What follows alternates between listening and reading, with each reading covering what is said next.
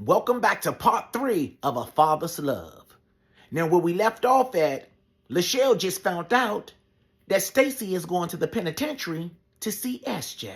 She remember going to Stacy's house and they went in that laundry room and his ID dropped out and his full name was Samuel Jackson. She called the penitentiary back.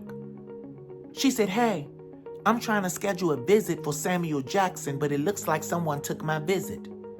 The officer on the other end of the phone said, "Yeah, he has a visit right now."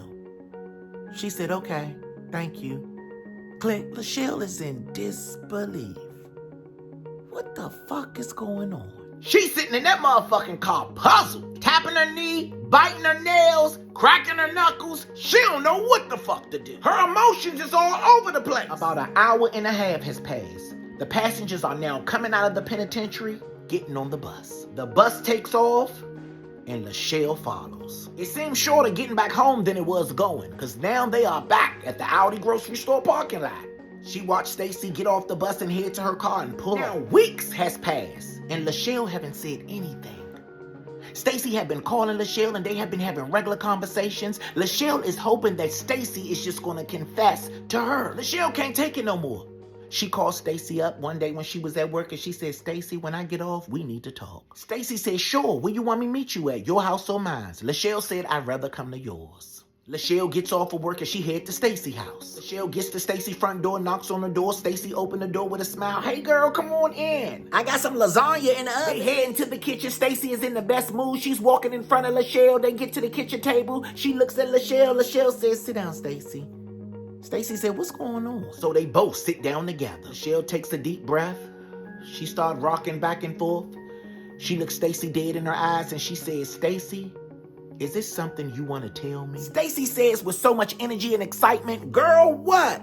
Lelle looked her dead in her eyes and said, "Stacy, I asked you a long time ago on a Wednesday, what did you do? You told me nothing. It didn't sit right with me because my mother told me that she seen you on a Wednesday getting on a bus.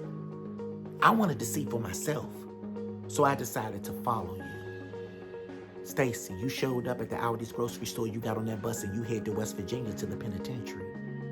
I'm gonna ask you again, Stacy, is this something you want to tell me?" Now all that excitement and energy that Stacy had is now gone. She looked at Lelle and she says, "I guess we all got secrets. Is this something that you have to share?" Okay, what's going on? At the same present time, across town, there's a knock at Aunt Cheryl's door. Well, really, Tim's door. Aunt Cheryl is just staying there. She opens the door, and right before her eyes, it's Andre. Now, Andre did say when he get out, won't nobody know. It's gonna be a surprise, and bitch, we are surprised. Aunt Cheryl opened her arms and welcomed Andre with a hug while saying, "Nice to see you, Andre. I haven't seen you in a long time. I thought you probably would be with Timmy." Andre's a little confused. He backed up a little bit and said, "With Timmy?"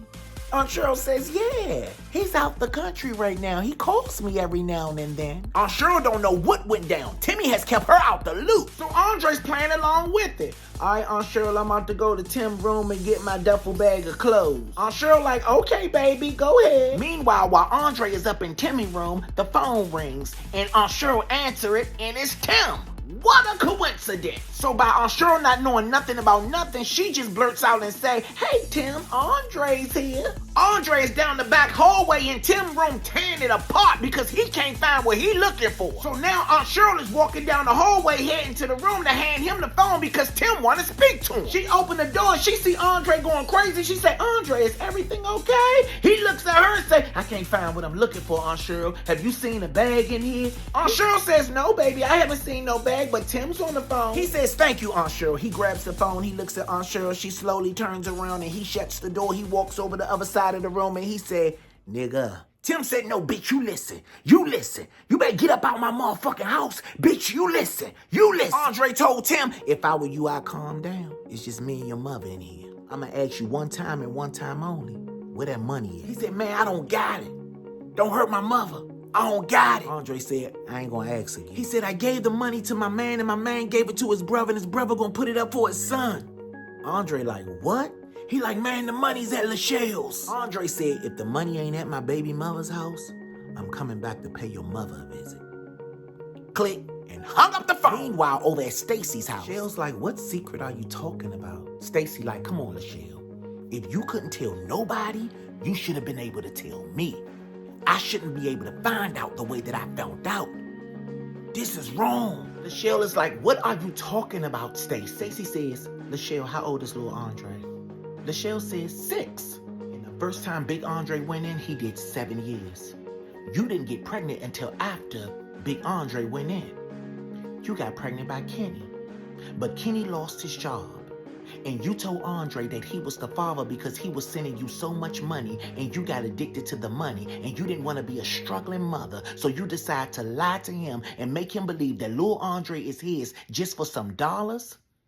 That's why you can't leave Kenny alone. Because you know he's the real father. And he do too. Lachelle, you try to make it so believable you even named him little Andre. That's not right. Lachelle now is looking puzzled, stuck. The only thing that she can say to Stacy is, who told you all this? Stacy replied by saying, you ain't the only one that like to investigate. She said after everything was over, SJ kept calling her. She would never answer, but she wondered, why do he keep calling me? She said one day he caught her off guard because he called her from a different number. She answered, and he poured his heart out to her. She said she felt bad, devastated. Because she said to herself, I probably would do the same thing for my sibling. He said he never intended to hurt Andre. He just wanted to get up with Andre, to let Andre know who his nephew was, which was little Andre. SJ and Kenny are brothers. He didn't really know Tim's intention till he got there. The reason why it didn't go down the way that it went down is because he wrestled Tim to get the weapon out his hand. And by that time, the police showed up. Stacy said, Lachelle, girl, I love you. And I was waiting for you to tell me. Because I wanted to know how much of a friend I was to you. Lachelle said, so you knew this whole time? Stacy said, Lachelle, I already knew. I called you and told you Kenny was at your house before I even knocked on the door. Lachelle, I knew about the $15,000 and everything, Stacy said. Tim gave that money to SJ and SJ gave that money to Kenny and Kenny gave it to you for his son. Lachelle was mixed with emotions. She couldn't take it anymore. She said, Stacy, I gotta go. Stacy said, make sure you make it right, Lachelle.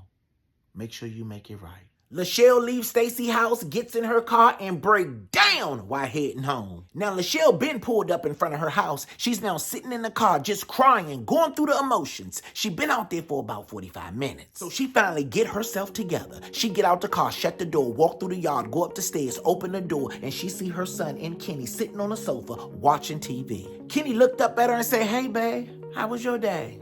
She said, I had better days. He said, you okay? She said, I will be. And she dropped her head down to the floor. She take her arm real slow behind her to grab the door so she can shut it. And before she can shut it, Andre came through.